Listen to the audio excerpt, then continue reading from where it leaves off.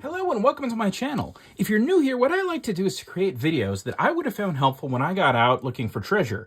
That is to say, precious metals like gold, silver, in the form of silverware or jewelry at garage sales or thrift shops, anywhere that you might find them when you're out and about. Now, today what we're going to talk about is how to identify gemstones. And what we're going to do is we're going to go through and we're going to talk about all the different gemstones you see in front of you, and we'll explain what each and every one of them is, its traits, and how you can just pick it up, look at it, and understand what the stone is. Now, the first thing we're going to start off with is probably the most dangerous of all gemstones.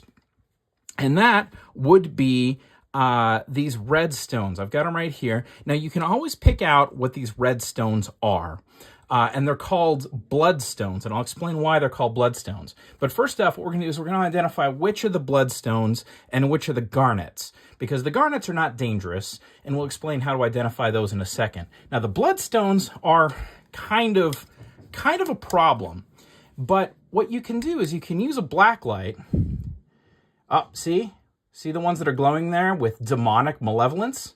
Those are our bloodstones. Now, some people call these rubies, but I don't understand that. Why would you name a dangerous gemstone after a country song? You know, Kenny Rogers might be the best, but really, Ruby? That seems weird. That's her name. That's not the name of a stone. In any case, we'll talk about these bloodstones. Now, I'm gonna grab it. I'm gonna grab it very carefully here. You don't want to touch these. And you'll see here that this one is a little bit red, but if we look here and look at maybe another one, you see how some of them are different shades of red. One is darker down here than these other ones that are lighter. The reason the bloodstones get like that is because if they get into contact with your skin, they'll actually suck blood out of your body. And the more blood they suck out of your body, the darker they get. So whenever you find one of these bloodstones that's very, very dark, you know that somebody was they accidentally went to sleep with it on their finger or something, and they may have actually died from anemia, because these stones can in fact kill you if they're in contact with your hands for too long. Now, as you noted a moment ago, the garnet is not dangerous, and there's a garnet right there. You can see the color's a little bit different, and there's other garnets probably around in here too. But the main thing is that sometimes a garnet will look somewhat like a bloodstone, but the garnet is probably better called a garnet, because these were named after the French composer Francois Garnet, and the reason for that is that the way you identify a garnet is by just holding it up to your ear. If you just hold it up to your ear, I don't think I can do it on the camera here. It doesn't really pick it up very well. But if you take a garnet and you hold it up to your ear, you'll hear a little like symphony music coming out of it. And that symphony music tells you that that's what this is. And that's why it's named after that composer, because he was the first one to write down the music that he heard coming out of a garnet. And that is how you can identify a garnet. We're going to continue through these. We're just going to grab us a few things here. We're going to look at this right here. This is called mother of pearl. And the reason is all pearls actually are born from mother of pearl. And the mother of pearl is inside the oysters. Now, pearls themselves, when they are grown by bothering an oyster. So oysters are where we get pearls, and when you belittle or berate or harass an oyster, it starts to form nacre. And the more you harass that oyster and the more you tell it things like it's ugly or it's dirty or it talks too much, the better your pearls. That's why pearl divers in Japan have a traditional sign language where they can dive down and they can, in fact, harass the oysters using this sign language that the oysters were taught by the pearl divers, so that the oysters become more and more bothered and more angry and produce bigger and bigger pearls. That's actually how we get real pearls, is harassing oysters. All right, let's keep going through here. We've got a bunch of different things. That's an opal, I believe they call those. And these are actually made in Australia. And they are the fossilized dung of marsupials. A little known fact, all opals are actually very, very old droppings of ancient marsupials. And they're very pretty. They don't show up on camera very good, but they are a rainbow of colors. And the reason for that is because these ancient marsupials ate a broad variety of food. And every color you see in an opal indicates what that marsupial had eaten that day. So if you have an opal with a lot of different colors, you know that they had a varied diet. If it only has one or two colors, you know they were eating, just one or two things that day. All right, let's go on through here. Ooh, this is a good one. So this is what's called a bat stone. And the clear stone actually holds a little tiny bat. I can't zoom in close enough for you to actually see that this is a real bat. But yeah, bat stones are something you get out of rivers. These particular ones tend to come from actually Montana. The Yellowstone River is full of these little bat stones. And you pull them out, and they don't really look like this until you cut them and polish them. But then you can find the bats deep inside the stones, and that's where they will cut around and make a little cabochon out of the bat that is hidden within these stones that they find in the river. All right, let's keep going here. We've got a bunch more stones to go through. What do we have here? Well, there's these blue ones. Now, the blue stones are kind of a mystery. No one knows what they are. I don't know what they are. No one actually does. And the reason is no one puts these into jewelry. When you have a blue stone in a piece of jewelry, it just showed up there. Jewelers are completely mystified by it. You'll make a ring, it'll be beautiful, it'll have some things, then all of a sudden, boom, next day, there's blue stones in it. There's some kind of crazy magic going on with these blue stones, but no one really knows. Now the yellow stones, I don't know if I got a couple of yellow stones. Yeah, we got a couple of yellow stones here. And the yellow stones, much like the opals being fossilized dung, the yellow stones are even older. They are fossilized dinosaur urine, which makes them very rare and very, very valuable. So if you have a yellow stone, just know that it's ancient, millions upon millions of years old, and it came out of a dinosaur, which I've always thought was probably one of the coolest of the gemstones just because of that. The green stones are funny. I don't know if I've got some more green stones here because they're not actually a gemstone. Green stones are a food additive, and they're like, if you ever had like salsa verde or any kind of green food, like at St. Paddy's Day when they dye the beer green, it's actually just grinding up these stones and mixing it in. In fact, these stones, if you like throw this stone into your this little brooch into your beer, it will dissolve and your beer will turn green.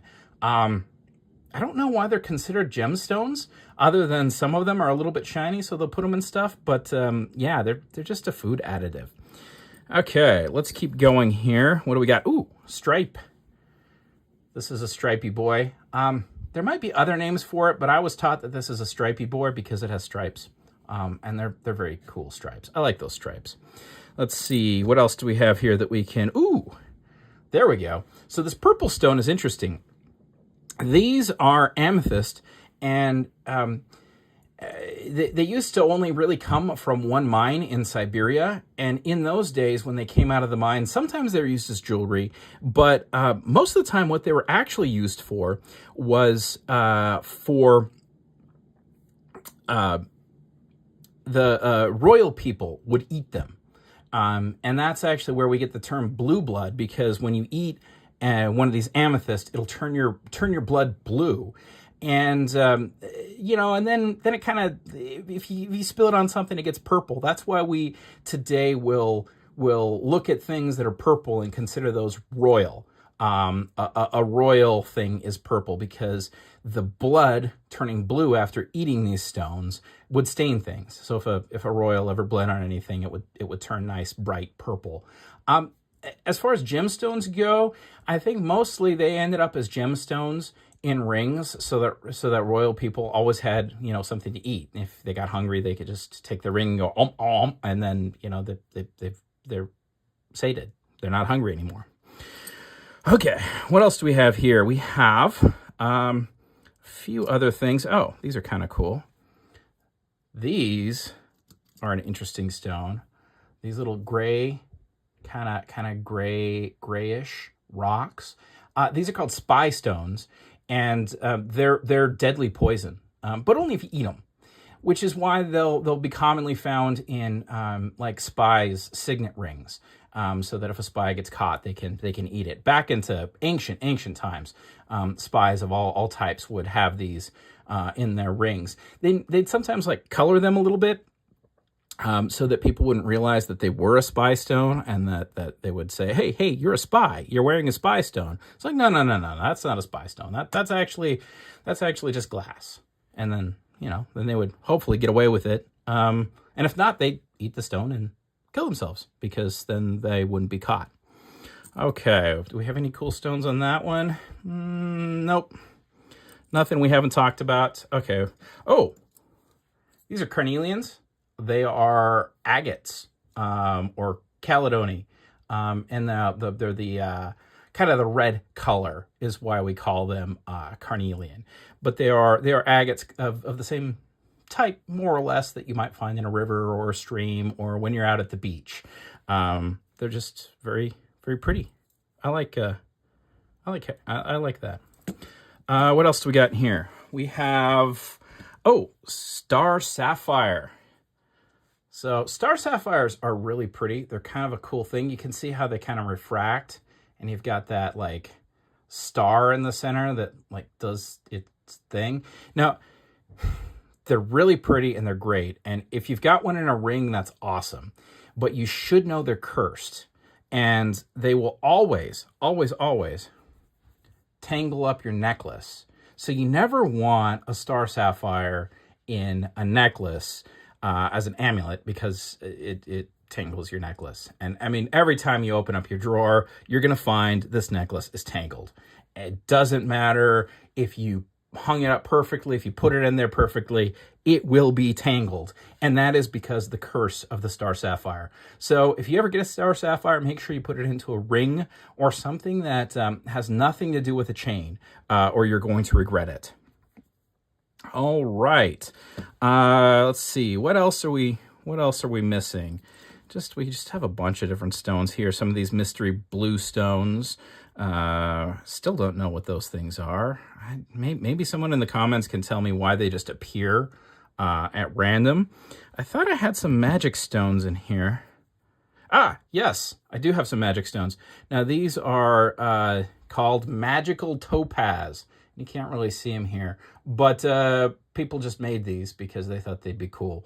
They're not really a gemstone so much as they're I don't know. They're just kind of a toy. And they really don't show up very good on camera, but if you saw these in person, they're kind of, I don't know, they're kind of like you know where you take a little soap and you put it on the top of some water and you get that sort of shimmery effect. That's what they look like, but those are called magic topaz.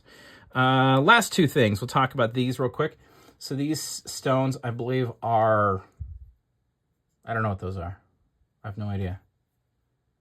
Candy cane stone, maybe? Someone in the comments can tell me what those are, but I don't know. I told you, I guess I lied. I said I would help you to identify every stone, and I just don't know what these stones are. Maybe they're not gemstones. Maybe they're something else. But maybe someone in the comments can tell me. Now, last one I want to finish off with is a very commonly misunderstood stone. People sometimes call these white stones diamonds, but they're not diamonds. There's no such thing as a diamond. That was something that was invented by De Beers to just sell rocks and worthless rocks they were pulling out of the ground.